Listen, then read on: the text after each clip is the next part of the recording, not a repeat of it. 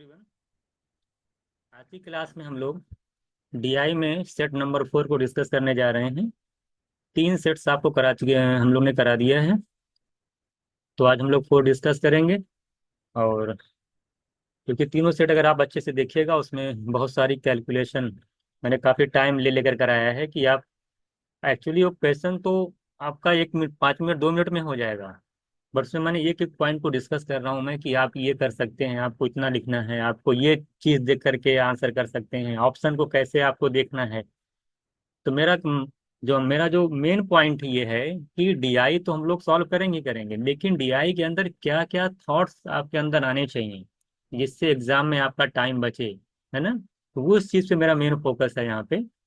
तो उसी चीज़ को हम फिर आगे बढ़ाते हैं। चलिए सेट 4 को हम लोग देखते हैं। देखिए बार ग्राफ है जैसा आपको दिख रहा है। क्वेश्चन अगर आप ऊपर थोड़ा सा आप डायरेक्शन दे रखी है कि study the following graph carefully and answer this question given below. Answer the questions given below. देखिए आर्ट साइंस एंड कॉमर्स ये सब बहुत सा तरीके से देख रहे होंगे।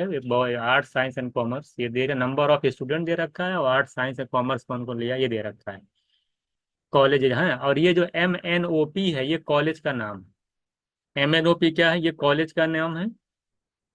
कॉलेज में जो नंबर ऑफ स्टूडेंट्स दे रखा है ये दे रखा है आपको, जो या ये वर्टिकल वाले लाइन पे नंबर ऑफ स्टूडेंट्स हैं, ये कॉलेज का नेम है। और कौन स्ट्रीम ले रखा है, आर्ट्स में कितने हैं, साइंस में कितने हैं, कॉमर्स में कितने हैं, ये आपको दे रखा है नंबर ऑफ स्टूडेंट कि किस किस स्ट्रीम में कितना कितना है।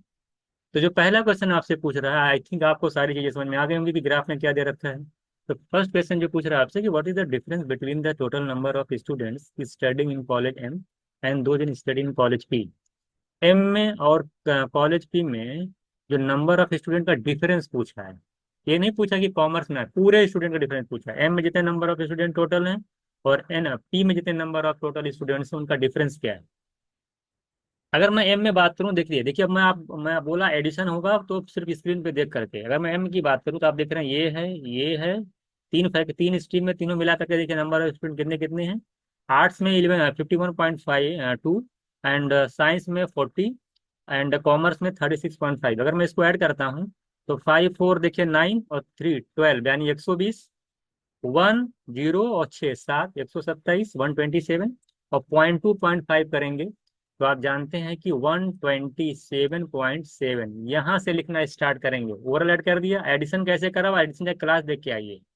अब हम बात करते हैं कि पी में कितने स्टूडेंट्स हैं। अगर पी की बात करें 5 3 8 200 हो गया, 6 5 11 111।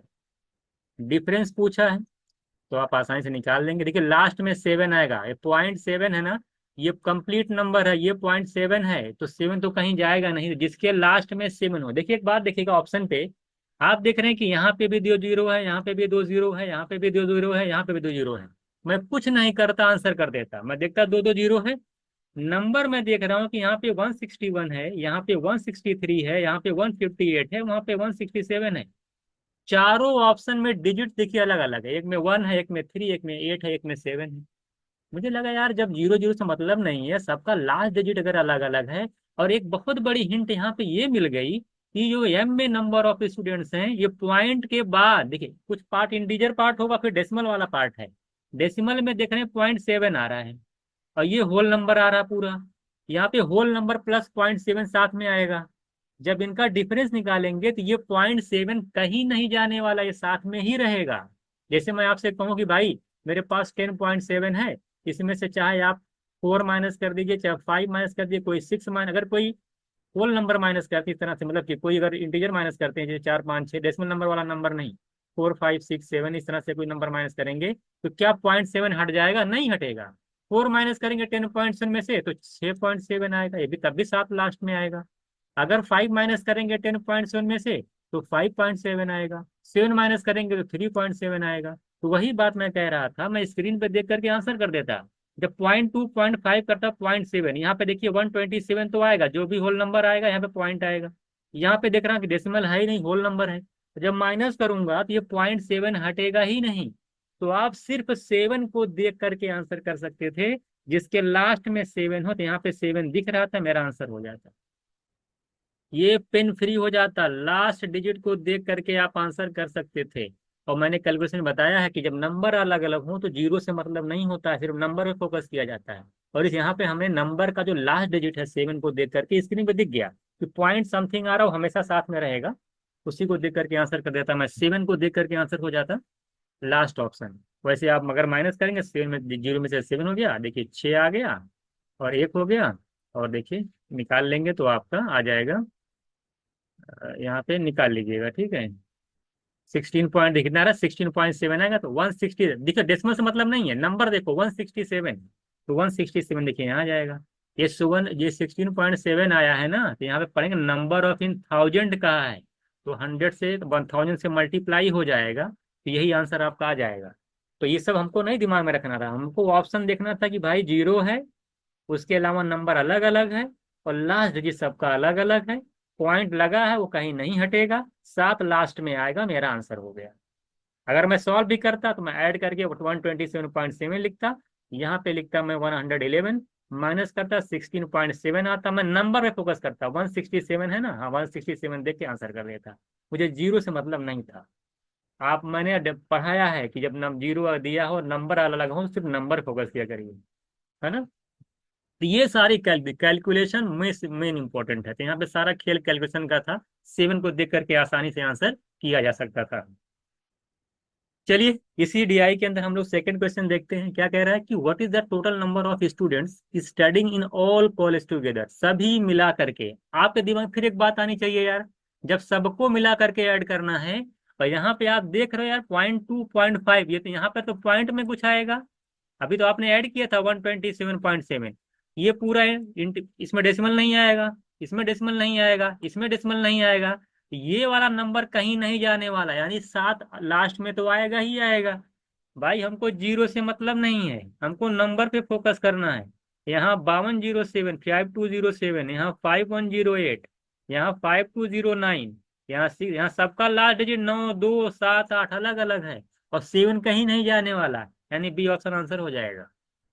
कुछ नहीं करना है, लास्ट डिजिट को देख करके आंसर कर देना है, तो 7 को देख करके यहाँ पे आंसर कर देना था, आपको ऐड भी नहीं करना, पिछली वाली बताया ना कि पॉइंट वाला जो नंबर वो कहीं नहीं जाने वाला, ये 7 कहीं नहीं जाएगा, साथ में आएगा, तो बी ऑप्शन आंसर हो जाएगा।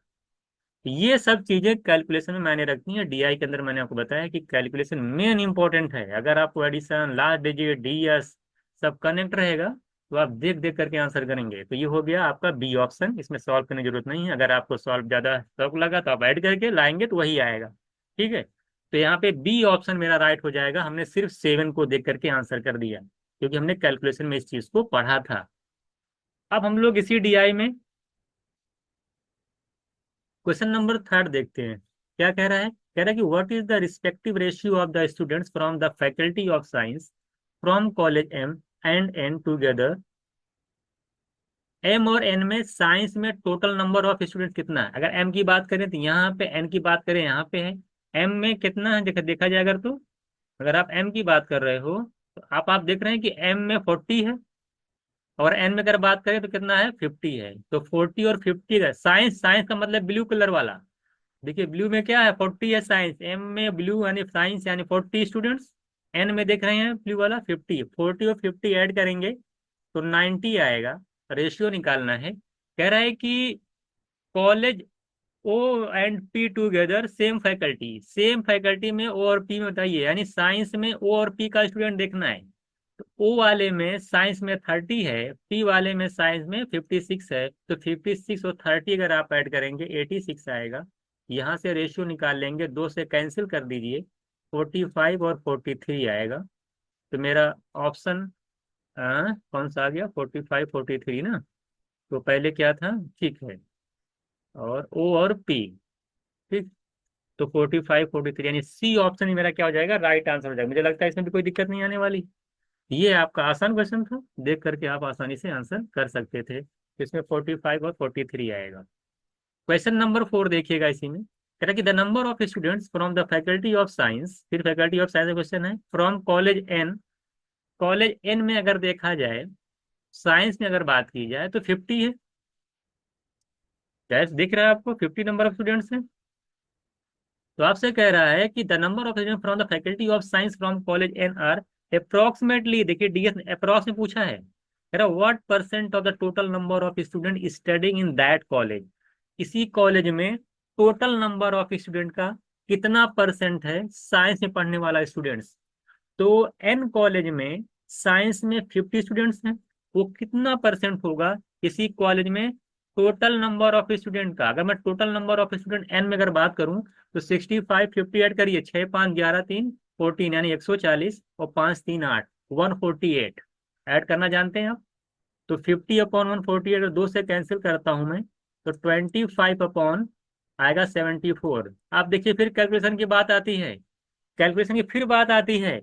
74 में अगर ये सोचिए, अगर ये मैं अज्यूम करिए 70, सब सिखाया हूँ कैलकुलेशन के अंदर, अगर 74 सपोज करिए 75 होता तो आंसर क्या आता? 25/75 यानी 1/3। और परसेंटेज चार्ट में 1/3 की जो वैल्यू है कितने परसेंट है? 33.33%। इसका मतलब ये है, लेकिन ये 75 तो नहीं है, 74 है, डिनोमिनेटर छोटा है यानी वैल्यू बड़ी आएगी, इससे थोड़ी सी क्या आएगी? बड़ी आएगी। तो 33.33 से थोड़ी सी बड़ी वाली वैल्यू यानी 34 आपको यहाँ पे दिख रहा आंसर हो जाएगा। यहाँ भी देखिए अप्रोक्सीमेशन का यूज हो गया।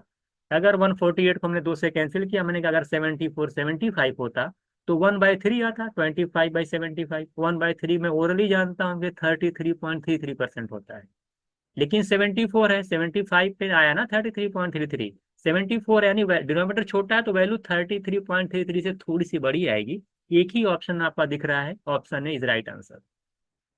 तो कहीं कुछ नहीं कर रहा हूँ, बस अब देख देख करके निगाहें आपकी कहाँ रहनी चाहिए? ऑप्शन पे। और बाकी जो कैलकुलेशन के अंदर सारी चीजें सिखाई गई हैं, अगर उसको आप यूज करते हैं, आप देखेंगे पूरा डीआई आपके हाथ में आ जाएगा। अगर आपके 3 डीआई एग्जाम में आती हैं, अगर 10 क्वेश्चन आता है तो 6 7 क्वेश्चन आप ऐसे मिनटों सेकंडों में कर देंगे। एक दो में हो सकता है कि आपको कैलकुलेशन करनी पड़े, लेकिन मैक्सिमम चांसेस हैं अगर आपने कैलकुलेशन की पूरी क्लासेस करके प्रैक्टिस कर रखी है तो आपको सेकंड सेकंड में आंसर आएगा, 5 सेकंड 10 सेकंड 8 सेकंड इस तरह से आएगा। अगला क्वेश्चन देखिएगा इसी डीआई के अंदर, कह रहा है कि what is the average number of student, average पूछ लिया हुआ, what is the average number of students from the faculty of commerce from all the colleges together. कह रहा है कि जितनी भी हैं टोटल नंबर ऑफ स्टूडेंट बताना है, कॉमर्स में जितने भी कॉलेज दे रखे हैं सभी कॉलेज में कॉमर्स का एवरेज नंबर ऑफ स्टूडेंट कितना है, ये आपको बताना है। तो अगर मैं एम में कॉमर्स में जाऊँ, कॉमर्स लास्ट है, यहाँ देखिए 36.5 आ रहा है, यहाँ 33 आ रहा है, यहाँ पे देख रहे हैं कॉमर्स है 60 और यहाँ पे कॉमर्स आपका 25 है। सबको ऐड करके है आपको 4 कॉलेज हैं तो 4 से डिवाइड करना होगा। तो आप देख लीजिए कितना आ रहा है। अगर मैं यहाँ पे देखता हूँ तो देखिए ऐड करिए पॉइंट भूल जाइए, पहले पहले 36 दिए, 36 और 60 ऐड देखिए, 36 और 33 ऐड करेंगे तो कितना देखिए, 3 3 6 6 12 2 14 यानी 140 आएगा। फिर 6 3 9 और 5 14 यानी 140 और 14 करेंगे तो कितना 154 आ जाएगा। और 0.5 तो 154.5। देखिए मैं यहाँ से लिखना चालू कैसे ऐड किया मैंने, तीन देखिए पहले 10 डिजिट ऐड करिए, 3 3 6 6 6 12 2 14 यानी 140। फिर मैंने कहा 6 3 9, यहाँ 0 9 प्लस 0 0 9 और 9 प्लस 5 14। तो 140 और प्लस 14 154 और 0.5 अलग से था मैंने यहाँ लिख दिया। यही आका 144.5 से डिवाइड करके आंसर बताइए कितना आएगा। अब एक चीज आप देखिए, मैं डीएस लगाता हूँ, अगर नीचे 4 आ रहा है तो ऊपर 7 से मल्टीप्लाई करूंगा। डीएस कैसे लगता है? नीचे डीएस का आंसर पढ़ लीजिएगा, नीचे 4 तो ऊपर 7 से मल्टीप्लाई।